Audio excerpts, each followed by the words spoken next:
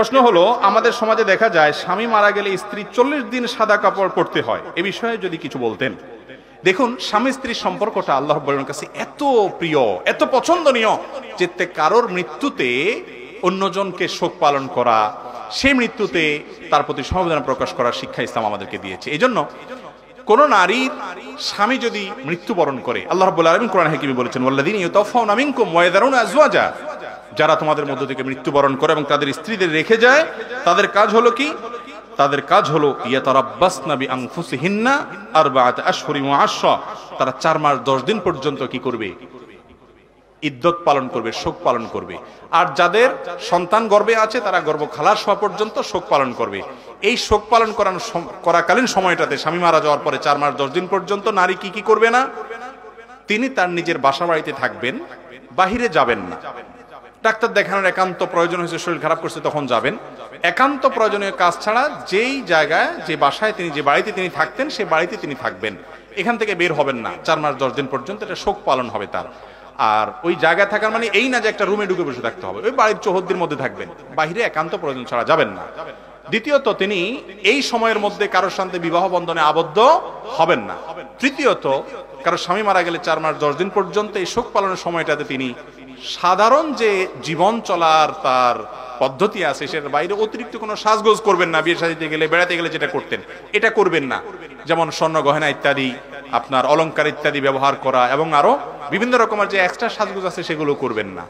এই কাজগুলো তিনি করবেন না। এছাড়া বাকি সব কাজ তিনি করবেন, শোক সন্তপ্ত থাকবেন, এবং তিনি অন্য সাধারণ পোশাক করবেন। আমাদের দেশে মনে করা হয় মানুষের, কোনো মহিলার স্বামী মারা গেলে তিনি সাদা কাপড় পরতে হয়। না, এরকম কোনো কথা নাই। সাদা কেন, রঙিন কাপড়ও পরতে পারেন, অতিরিক্ত সাজগোজ করবেন না। এ হলো মূল বিষয়। মনে থাকবে তো ইনশাআল্লাহ? আর এটা 40 দিন নয়, বরং 4 মাস 10 দিন।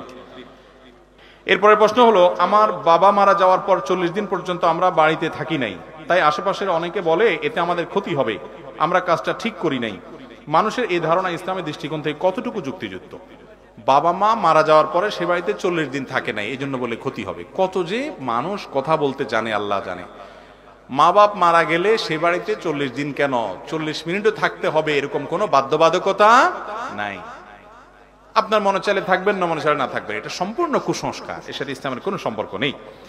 এরপরে প্রশ্ন হলো, ঘুম থেকে উঠে দেখি ফজরের ওয়াক্ত শেষ, এখন কি আমি শুধু ফজরের 2 রাকাত ফরজ নামাজ পড়বো নাকি সুন্নত পড়তে হবে?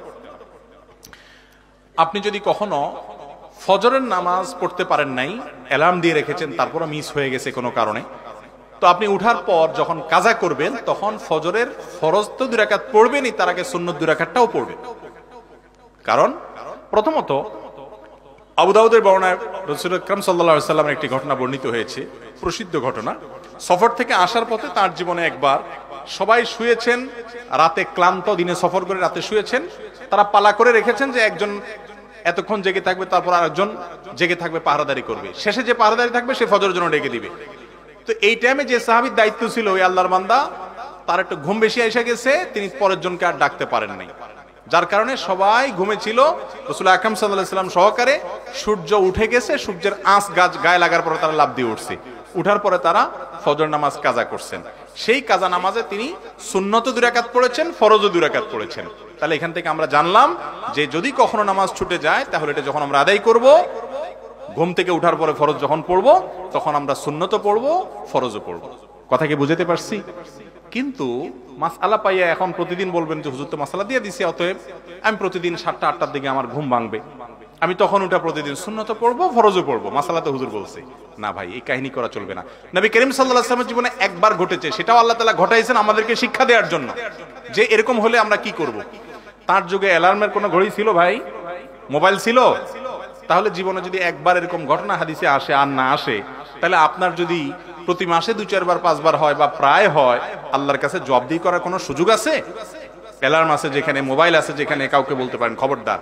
অনেকে মাসালা বানায় নিছে যে হুজুর হাদিস বলছে মান্নামা আন সালাতিন আও নাসিয়াহা ফালিয়ুসাল্লিহা ইযা যাকারাহা ফাইন্না যালিকা ওয়াক্তুহা। কেউ ঘুমায় গেছে, উঠতে পারে না, যখন উঠছে তখন নামাজ পড়বে, এটাই তার সময়। ঠিক আছে, তাহলে আমার প্রতিদিন 7টা বাজে সময় হয়।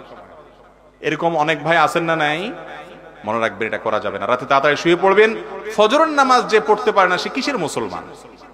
সে মুসলমান দাবি করার নৈতিক অধিকারই রাখে না নিজেকে। ফজর নামাজ 5 ওয়াক্ত নামাজের ভিতরে ইম্পর্টেন্ট এবং গুরুত্বপূর্ণ একটা নামাজ, 10টা ফজিলত আছে, এই বিষয়ে একটা বিস্তারিত আলোচনা আছে, আমাদের শুনে নিতে পারেন। আল্লাহ তাআলা আমাদেরকে তৌফিক দান করুন।